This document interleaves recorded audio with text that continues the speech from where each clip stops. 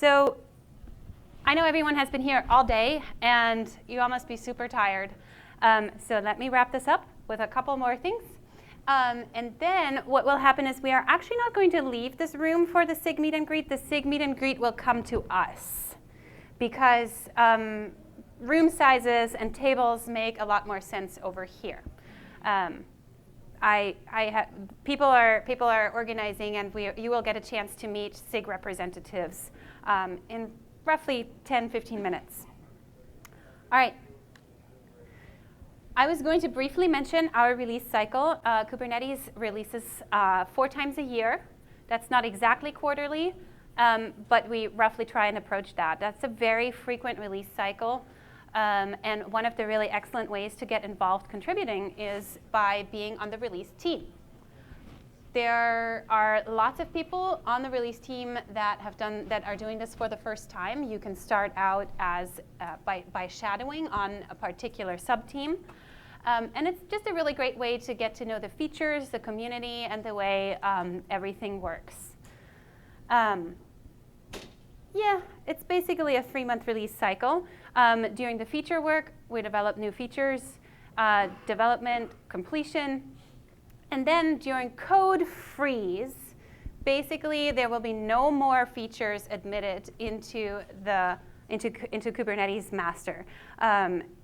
Well, the release branch will be cut, and the only thing that will make it into the release branch at that time are bug fixes.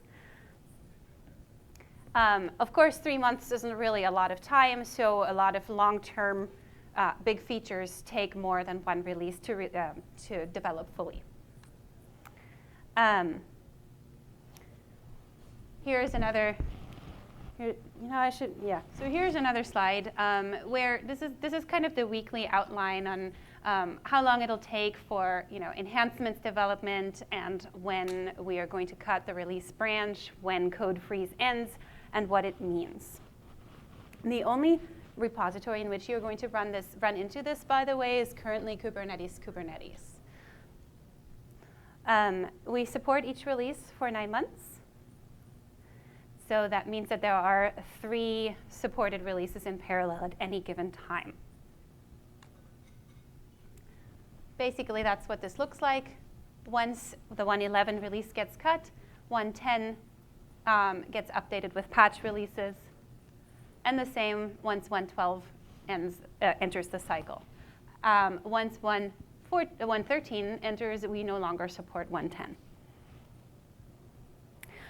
This slide kind of is a little bit of an illustration of what the cherry pick process looks like. I sort of explained a little bit about this earlier. If you are really, really trying hard to fix a bug and you miss the deadline, or you really, really think that this needs to be fixed for a previous, still supported version of Kubernetes, what the general process is that you fix it on the current master branch, and then you request to have it cherry-picked back into previous releases so that if your cluster is running that version of Kubernetes, the new patch version will support your change. So what's next for you from here on out? Please use this conference to introduce yourself, to meet people. I can highly recommend the SIG intros and SIG deep dives. They are less presentation and more discussion-based. Not to say there won't be presentations, but generally you will have a high chance of being able to ask questions and meeting people. Back to membership. Someone asked earlier, how do I become a member? The definition to this is a little bit squishy, but your rule of thumb is once you've made 1 or 2 pull request contributions, or you've joined a team and organized a thing, then you should get 2 sponsors that are members and file an issue against Kubernetes.org, which is a sub-repo of the Kubernetes organization, and apply for membership. Basically what will happen, you'll open an issue, you say, hey, I should be a member, this is the work I did. And then you'll ask your sponsors to add a +1 to your request.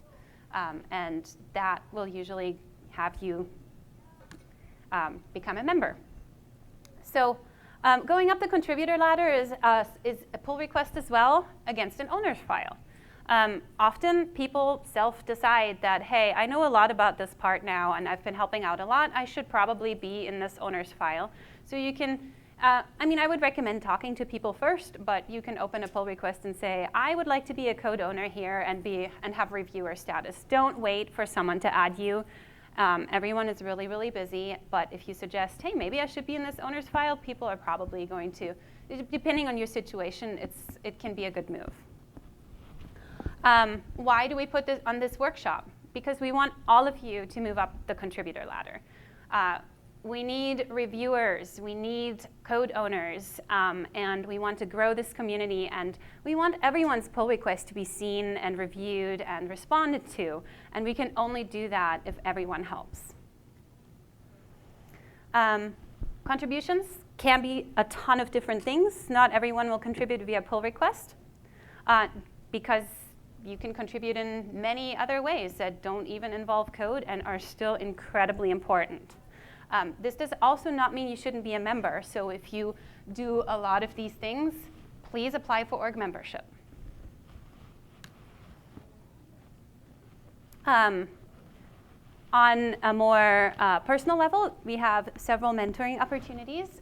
I have a link at the bottom of this section that kind of gets you into our current mentoring strategies. Meet Our Contributors is, I think, a bi-monthly live video chat where current contributors answer burning questions you might have of them. Google Summer of Code and Outreachy are programs that are available to students. You need to be able to qualify. I already mentioned being on the release team. It's a really great way to get started and to meet people, and I know several people who have very successfully made this work for them. If you want to learn more about Kubernetes, the website itself has many tutorials. Let me actually just go there. I recommend you start with these.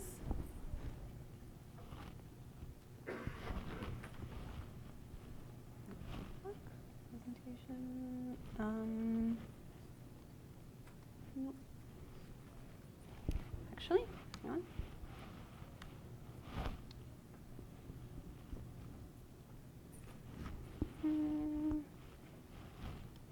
Here we are.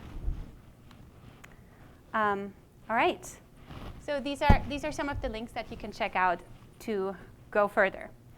Do we have any questions at this time?